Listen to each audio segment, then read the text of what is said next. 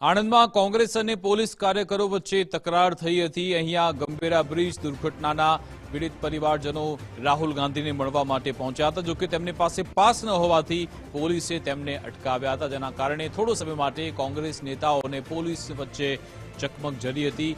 રાહુલ ગાંધીને પીડિત પરિવારો મળવા ઈચ્છતા હતા, જોકે તેમની પાસે પાસ નહોતા, જેના કારણે પોલીસે તેમને સુરક્ષાના કારણસર અટકાવ્યા હતા। પીડિત પરિવારોને રાહુલ ગાંધીને મળતા પોલીસે અટકાવ્યા હતા, જેના કારણે શાબ્દિક ઘર્ષણ થયું હતું। પોલીસે પીડિત પરિવારોને અટકાવતા કોંગ્રેસે વિરોધ દર્શાવ્યો હતો।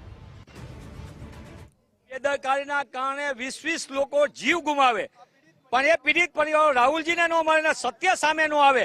રાહુલજી એની સંવેદનામાં ભોગ બનનાર પીડિતોના સંવેદનામાં ભાગ લેવા માટે આવ્યા હતા। એમની વાત સાંભળવી હતી કે દુર્ઘટનામાં તમે તમારા પરિવારનું સ્વજન કેવી રીતે ગુમાવ્યું। આ સંજોગોની અંદર પોલીસ એમને ભગાડી દે છે। સરકારના ઈશારે આખો ખેલ થાય છે કે પીડિતોથી સત્ય સામે ન આવે। ભૂતકાળમાં તક્ષશિલા કાંડના પીડિતોને નહોતા મળવા દેતા, હરણી બોટ કાંડના પીડિતોને નહોતા મળવા દેતા, મોરબી બ્રિજ કાંડના પીડિતોને નહોતા મળવા દેતા, રાજકોટ ટીઆરપી ગેમ ઝોનના પીડિતોને નહોતા। આ શું દેખાડે છે? સરકાર સત્ય છુપાવવા માટે આખો ખેલ કરે છે। એ કોઈ પણ સંજોગનો ભારતીય જનતા પાર્ટીની સરકારમાં નીતિમત્તાનો અભાવ છે અને એ સત્યથી ભાગી રહી છે, અને એના કારણે જ પોલીસને આગળ કરીને પીડિતોને પરિવારોને ભગાડી રહી છે।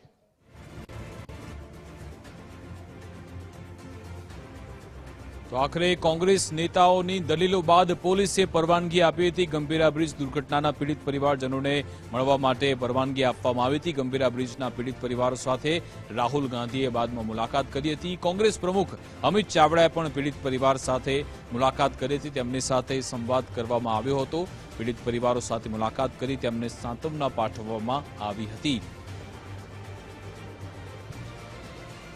મારો દીકરો અતુલભાઈ જયંતિભાઈ રાઠોડ, તેનું આ ઘટના ગંભીરા બ્રિજની ઘટનાની અંદર અવસાન થયું, એમને એ મુલાકાત લીધી। અમને ઘટનાને લઈને શું કશું નહીં, ખાલી અમે કીધું ને એમને સાંભળ્યું, બસ બીજું કોઈ અમને કશું નહીં અપીલ કરી।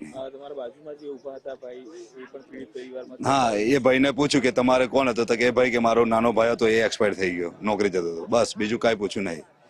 5-10 મિનિટમાં તો સાહેબ કેવી વાત આખી ઘટના અમે કરીએ।